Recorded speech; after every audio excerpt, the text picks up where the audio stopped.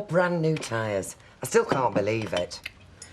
Well, I suppose it could have ended up burnt in a ditch. Maybe I should count myself lucky. Lucky? I don't understand why you haven't reported it to the police. I mean, if that had been my car, it'd have been straight down that station. Well, I'm not sure that'd be a good thing. Oh, how are the police going to catch who did it unless you report it? Because, Deirdre, that isn't the problem. I know who did it. What? At least I think I do. I've been having problems with one of the pupils at school, and I think this car might be part of his little campaign. What do you mean, campaign? What's he been doing to you? Well, the usual thing. He's been rude, playing truant, but recently it's got a bit more personal. Oh, I can't believe this. How long has it been going on? A couple of weeks. Well, maybe I'm overstating the case, or maybe he's just a lad with problems who's making life difficult for me. You've got to do something about it. You can't just stand by and let him terrorise you. Why didn't you tell me? Well, 'cause I didn't want to worry you. And anyway, you've seemed preoccupied recently. Look, I think you should tell the head. The school must have some sort of procedure for dealing with this sort of thing. No, I'm not sure I want to get her involved. Why not? Because I don't want her to think that I can't deal with this by myself. What's for the lip? Oh, it's Saturday, and you told me you didn't have to work. Yeah, well, it's only for a couple of hours. Richard wants his kitchen sorted. I've got him a couple of brochures. Boring. Oh, you didn't say it was boring when you were angling after this new flat. Hang on a minute. You said you wanted to move as well. Yeah, but only if we can afford it. Afford it? Well, you can talk, because we're already paying the money if you just went and collected your flaming winnings. Not yet. Why? I've told you why. I want to make Barlow sweat. I want to take him to the edge and then push him off. It's pathetic. What? Have you listened to yourself? You see, you drive a cab and he runs a backstreet bookies. So? So you're hardly flaming Tony Soprano, are you? Right, just take the slip, get the money, and then just be sorted. No. Why? Because the longer it lasts, the more I'm enjoying it. See you later.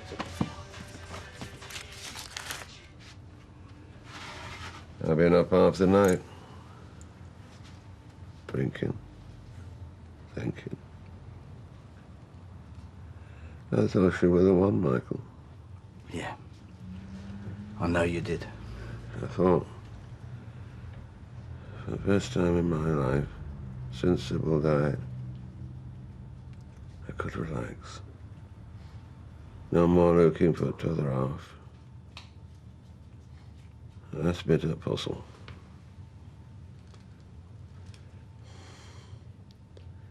You know, when I looked at her, she was like a stranger to me. It's like I'd never known her at all. Well, she was fighting for her life, wasn't she? Trying to get whatever she could out of you. She did that all right. No, she didn't.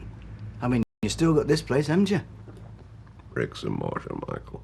No, it's more than that. It's your future. A bar full of strangers, an empty bed. I thought you were it. The last chance. For what? Happiness, Michael. And I watched it walk out that door. Bye. Was that Miss Johnson? Yes. What did she say? Well, she agrees with you. She thinks I should call the police. Well, good. Well, I suppose at least it gives me a crime number for the insurance. I think you should talk to the boy's parents as well. I mean, they've got to take some responsibility for the son's behaviour. If it was him. I thought you said you knew. Well, I think it was, but I can't prove it, can I? I can't prove anything. I don't know, this whole thing just seems to be getting out of control. Oh, Ken, there's no shame in asking for help, you know. Well, you can say that, Deirdre, but I still feel awkward involving Hilary Johnson. Why? I thought you said she seemed very supportive. Well, I'm supposed to be one dealing with these difficult pupils. That's part of my job, not running off to the police. Ken, it is not part of your job to get your car vandalised. No, but if I'd handled it properly, you know, maybe if I'd talked to him. Oh, come on, Ken. This lad sounds as if he's got a screw loose. Don't go blaming yourself. Maybe. I said, look, Roy, forget about the medieval mutton. We've run out of beans. Give us a cup of tea, Vera, please. Hang on. That Richard's over there. Go have a word with him now. He's having his breakfast. He doesn't want me mithering him to death while he's got a mouthful of beans. Well, if you don't want me mothering you to death, you'll get over there and sort our savings out. Are you thinking of asking Richard for some financial advice? Yes, and believe me, we need it. Because if it were up to our Jack, we'd end up in the poorhouse. Eddie, can I just have a minute, please? Yeah, come on. It's me and Alvera. We're just looking for a little bit of advice on our savings, and we heard that you were the man to come to. Thought Richard. So you've been talking to Mrs. Bishop?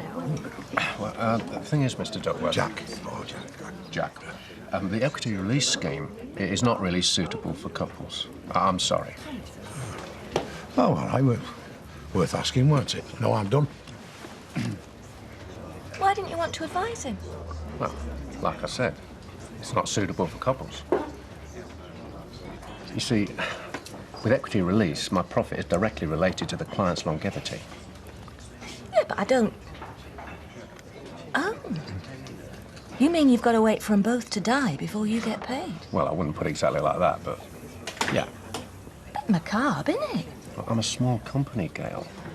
You know, I have to eliminate risk. Anyway, listen, I'm far more interested in finding out about this wedding dress. Now, what's it going to be? Meringue or subtle and understated? Well, I've not decided yet. But I do know that it's going to be very, very expensive. Doing your homework there, Dad? Oh, hello, Peter. No, it's just an insurance claim. Few problems with the car. Oh, what's up? You had a knock? Bit of petty vandalism, nothing to worry about. Anyway, how about you? How's business going? Well, it's terrible. To be honest, I've hardly had anybody in. Look, why don't you deal with it? There's no point losing your livelihood over a petty grudge. Ken, believe me, you're wasting your breath. I keep telling to end this stupid feud. Yes, and I keep telling you it's not that simple, love. Well, right, I better go and open up. Not that they're going to be queuing round the block. See you later. Yeah, see ya. See ya. See you, love. Yep. Need a word with you? I'm busy. Well, I'll be quick. All right, outside. You've got 2 minutes tops. Yeah, well, you better be quick, because I've got to open up. Beating down the door, are they? Yes, well, it has been a bit quiet recently, yeah. Yeah, like a morgue. Look, Karen, what do you want? Or are you just here to spy for your husband? Oh, keep your hair on. Look, I've got no time for your games. What do you want? I'm not trying to play games with you. Just thought you might want to see this. So, where did you get that from, then? Under the sofa, along with 50p, bits of fluff.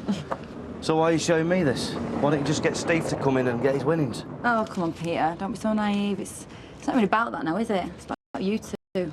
Like, who's going to come out the big man? Who's going to crack first? So what happens now, then? Well, if I were you, I'd just pay Stevie 600 quid. That way you get to be nice guy, Mr. Bookmaker. Save face. Just get your customers back. And if I don't? Look, do what you want. But ain't not clever about being proud and broke. Bit pricey, aren't they? Didn't really want to spend that sort of cash on fittings. It's marketing, isn't it? You know, a few jars of posh pasta over here, a nice shiny cooker over there. Anyone buying the flat will reckon they're the new Jamie Oliver. Yeah, and I'm the one paying for it. Oh, come on. 4 flats at, what, 6 grand? I mean, it's hardly breaking the bank, is it? Oh, sorry, that's probably one of Davy's little mates. Do you mind? No, not at all. Is Richard? Yeah, sure. Still playing Scrooge, I see. Patricia? Sorry, I'm not interrupting anything, am I? No, it's all right. Steve, would you mind finishing off another day? Yeah, sure, mate. I'll let myself out. OK, cheers, mate. Sorry, you're in the middle of something. You could say that. What are you doing here, Patricia? Oh, dear. Now, is that any way to greet your ex-wife?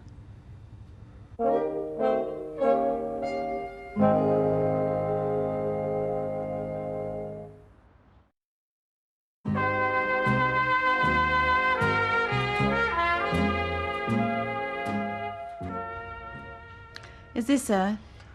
Yes, that's Gail. And these are her kids? The older two are. That's Sarah and David. The toddler's Bethany. That's Sarah's child. but they live with us. Sounds complicated. Not really.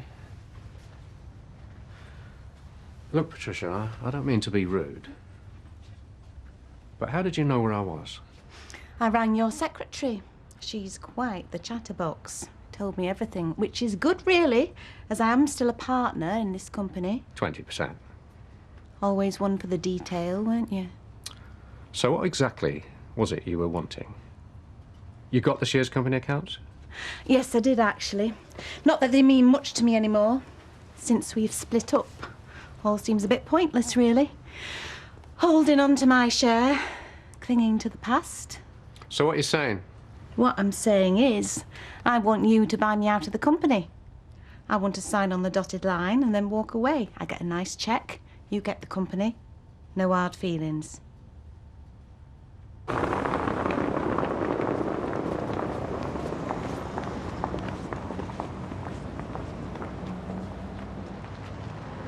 all right, Dad? Not you as well. What?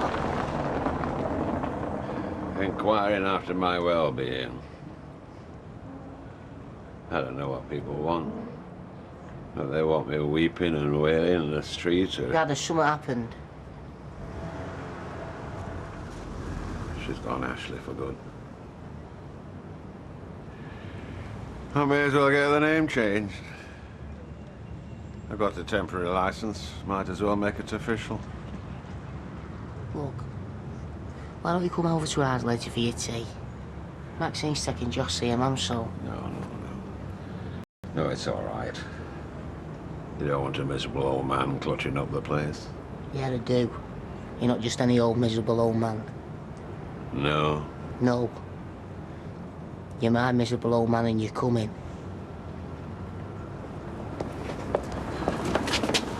Dad? Sheena, love. It's good to see you. What are you doing here? Mum's not with you, is she? She's at home. She doesn't even know I'm here.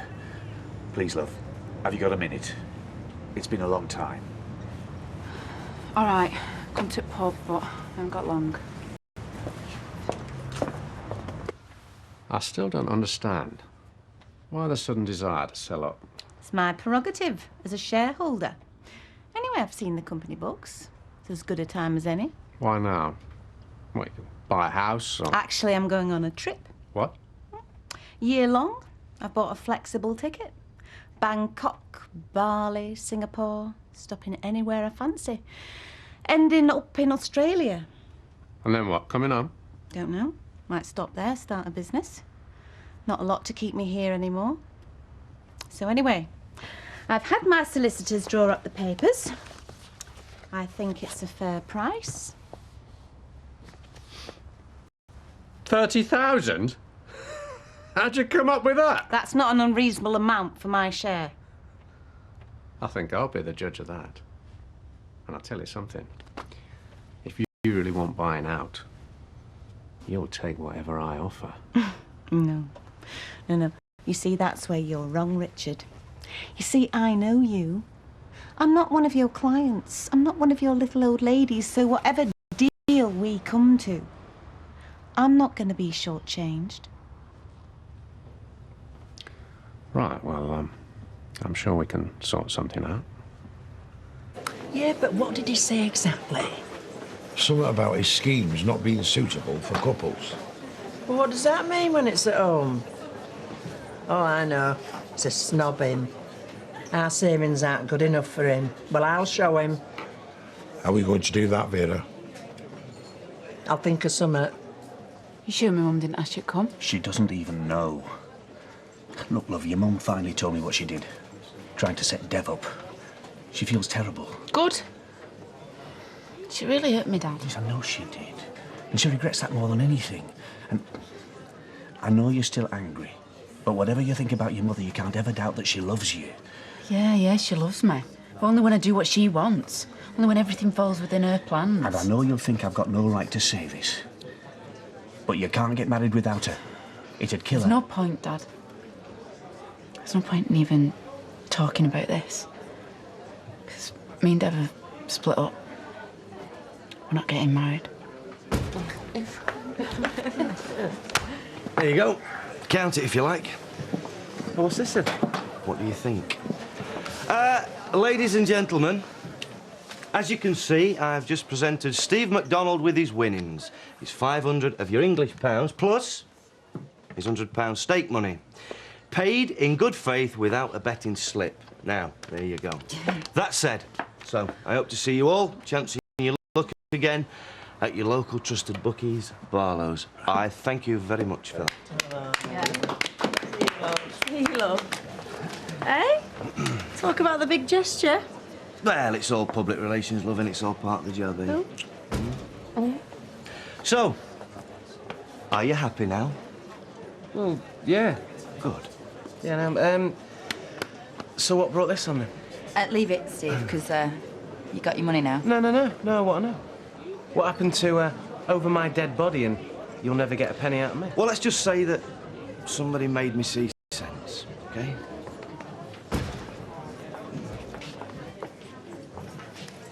You had something to do with this, didn't you? You gave him the ticket. Excuse me? Yeah, but you still had something to do with it. Look at you. You can't keep the smile off your face. Baby, I'm just really pleased for you.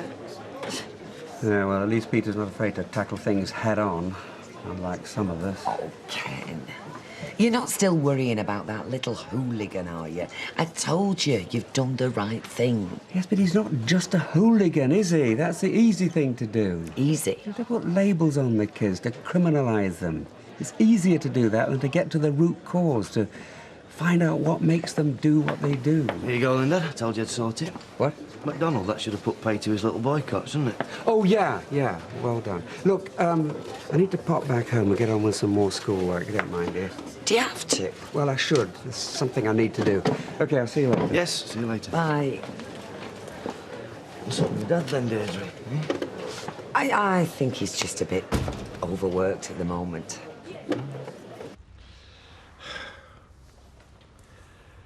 I have to say Michael did it all. What do you mean? He near as drove her out of town. By the time he'd finished with her, there was no way we could start again. Yeah, but Dad, is that what you wanted? Did you want her to go? She'd already gone. In my heart, she'd gone the moment I found out she weren't really mine. I'm sorry, Dad. I know how much you loved her. I did love her, son, I did. Yeah, but you see me dealing with it. I mean, at least you're talking about it. The words are the easy bit, son. It's the way I feel I can't cope with. You know, there's some men who are born to live alone. They stride through life, never settling down, changing partners like they do socks. Not me. I like to wake up of a morning and hear breathing and feel the warmth of a woman beside me. When I think I may never have that again, when I think I might spend the rest of my life on my own. Dad, you're not on your own. I'm here. Me, Maxine and Joshua. I know. I know. And I'd rather have that than anything.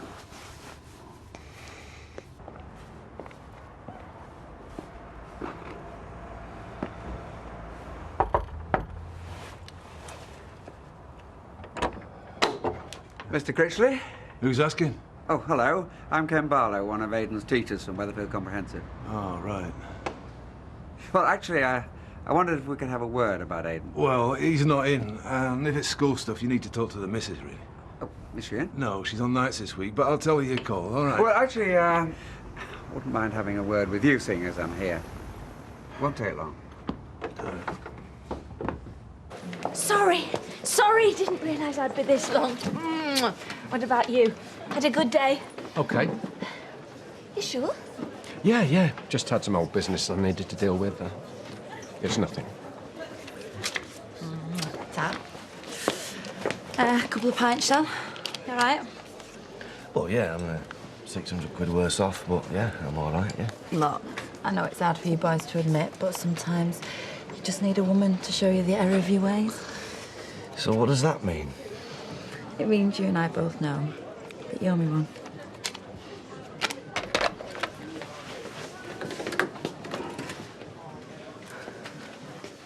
Your mum? Yeah. How is she? Bet she was pleased to hear from you. Yeah, she was. She cried. So it must have meant something to her, because it takes a lot to make my mum cry. Well, there you go.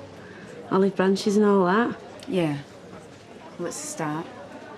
Don't mean I forgive her for what she did to me and Dev, but... When it comes down to it, your mum's your mum. Thank you. They're not doing parents' evenings anymore, then? Sorry. It's just that we're used to the letters complaining about him, but it's the first time we've had any of you lot on the doorstep. Oh, no, this is not an official visit as such. You see, the problem is, Mr. Critchley, that although we recognise that Aidan is a bright pupil... It would be if you put the flaming work in. Still, they're all the same at that age, aren't they? Well, it's not simply a question of him neglecting his own work. He's been actively seeking to disrupt the work of others. How do you mean? Well, he's been truanting, he's been rude in class, and on several occasions recently, he's been physically threatening me. He's hit you? No, but there's been a certain amount of physical intimidation. So, is that why you're here? You want to make a complaint about him? No. No, I'm here in my capacity as his mentor. It's just that, well, I'm getting very concerned that this behaviour could escalate, and I thought that if we could talk, we could perhaps find a way to deal with it. Look, I don't know what you expect me to do about it, mate, but we can't watch him 24 hours a day now, can we? No, I realise that, but, it's not just a question of his behaviour within school. I have reason to believe that Aidan vandalised my car. No. No way. We had a difference of opinion, and all the evidence points to Aidan taking his frustration out on my car. Now, what do you mean by evidence? You saw him, did you? You saw him do it? No, I didn't see him do it, but I think there's no doubt that... I'll tell you what I think, shall I? I think you've got the problem, pal. You've got a problem with my lad, and you're trying to blame him for everything. Look, I can assure you that there's What nothing... right have you got to barge into my house on a Saturday, accusing my son of criminal damage? Nobody is accusing anybody. Oh, so what would you call it, then? I mean, look at you. You're too old to be teaching any road. It's not his fault you can't control it. Look, be fair. No, I've had enough of this. And I'll tell you something else. I'll be on that phone on Monday telling the school what you've been up to. Look, I'm sure that... Get out of my house. Look, I'm sorry. You should be. Get out.